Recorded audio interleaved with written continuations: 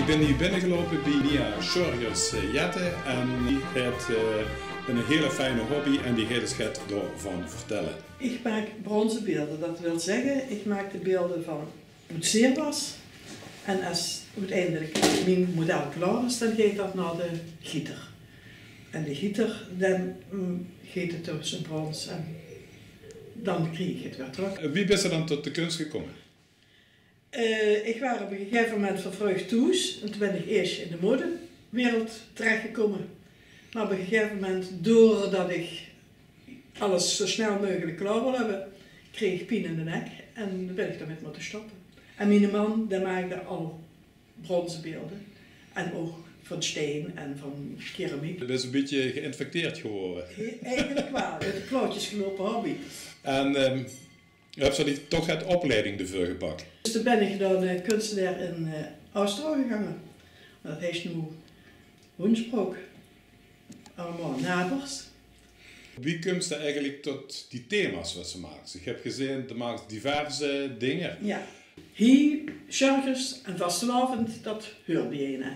Dus we hebben al heel veel, cheffen ook al beelden van vastelavond gemaakt. We hebben heel veel samen gedaan, want als er iets was wat beeld dat aangekleed moest zijn, bijvoorbeeld met een cape om of zo gaat, daar had hij niet zo'n gevoel voor. Dat maakte ik dan. En dan, ja, dus er zijn heel veel beelden in samenwerking gemaakt. Maar hij heeft er ook een paar gemaakt en ik heb er een paar. Maar ik heb dus de groep Vastelavond. En ik ga al door in mijn kop, ik maak eens een keer alle beelden van de dierenriem. De techniek wat ze ervoor gebruikt, wie werkt dat nou? Dat begint met, ja, toen heb je een idee. Ik heb een idee en dan kan ik me eerst was afschaven. Ik heb dus een blok was. En dat kan ze dus gewoon met een keerschaaf, kan ze er rijpjes van maken. Nou ja, dan kan ze erbij inrollen, dan kan ze allemaal, kan ze modelleren. Maar ik moet ook soms voor lettertjes te maken, moet ik ganse dun weusjes rollen. Wie hier het wapen van Sittard kan maken. Een plaat en die wordt dan op de doel, als het gans afgekeurd. Oh ja, dan is het dat zo. Dan heb ze hier de plaat en daar kan ik dan eventueel een plat model uitsnijden. Hier kan ze zien dat ik een gedeelte van de prinsenmuts heb uitgesneden. Vervolgens, moest je dan ook nog werken met gips of zo? Nee, dat deed de gieter. Dit zijn producten, als je een maal van maakt, dan blijft die bulkjes en die versierselen, die blijven allemaal erin zitten. Die moesten dan toch handmatig bijmaken, dus dat heeft geen zin. Dus ieder kunstwerkje verschilt dan nog? Ieder werk is uniek.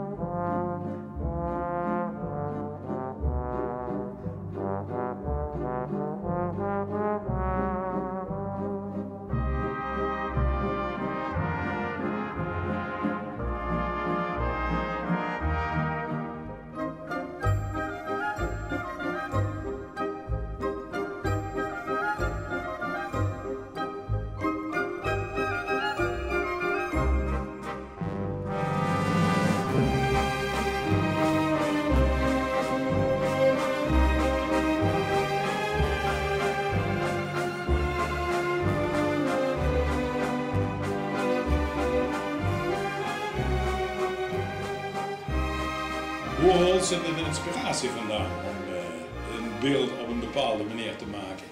Ja, is dat altijd natuurgetrouw? Nee, soms heb ik iets ergens gezien en dan denk ik, dat sla ik op en dat ga ik eens ooit maken. En soms heb ik iets in gedachten of soms heb ik wel eens een foto gezien in een tijdschrift. Wie die vogel die ik buiten heb staan, heb ik uit een hele grote zwerm vogel gehad. Ik dacht, nou, allemaal de verschillende standen van dalen. Dat vond ik prachtig.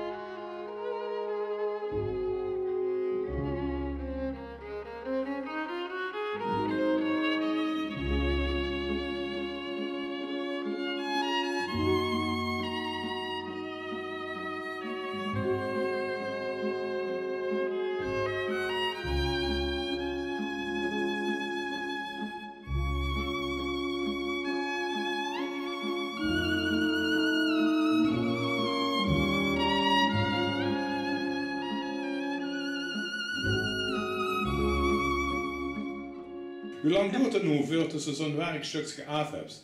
Bij de gieter duurt het 6 weken eer een beeld klaar is. En meestal probeer ik dat ik iedere keer een nieuw beeld kan metnemen als het vorige beeld gegoten is.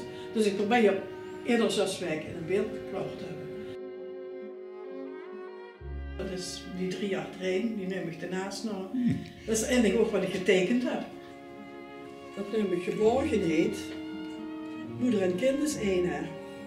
Dit is ook eigenlijk geborgenheid, maar weer uit een ganz ander idee. Alles komt uit een ei. Het is eigenlijk van onderop een ei-vorm. Wie toen begoos, waren ze Erwin Kerkrat, zeggen ze. En ik keek er altijd tussen de gardien door of er genoeg lui in de zaal waren dat er zijn grimeur kost betalen. En als dat genoeg binnen waren, dan zag er tegen Schiffelers, Ber, begin maar.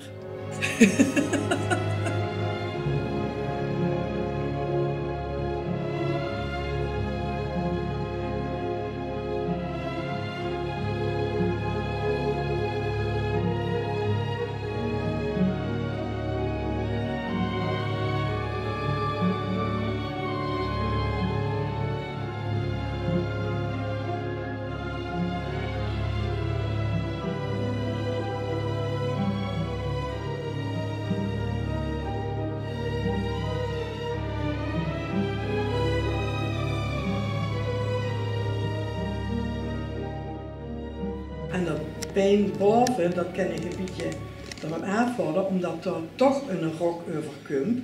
Het gedeelte wat uitkomt, dus dat onderste gedeelte, dat moet dus het sierlijke been werden. Juffrouw even zelf op haar eigen spitsen staan. En dan kan ze het eventueel nog eens even de vlam erop houden, dat is over dus ook lekker. En dan smelt het, dan kan ze het naar de randje weer de luikjes, als er luikjes in zitten, de luikjes bijwrijven. En dan een rok aan. Dan, nou ja, dat is weer een zo vrolijk en bewegend beeld. Hè. Ja. Dan komt het lief dan op. Dan moeten we wel kijken wie de bedjes precies moeten zijn. Hè. Dat is altijd een heel gepuzzel dan.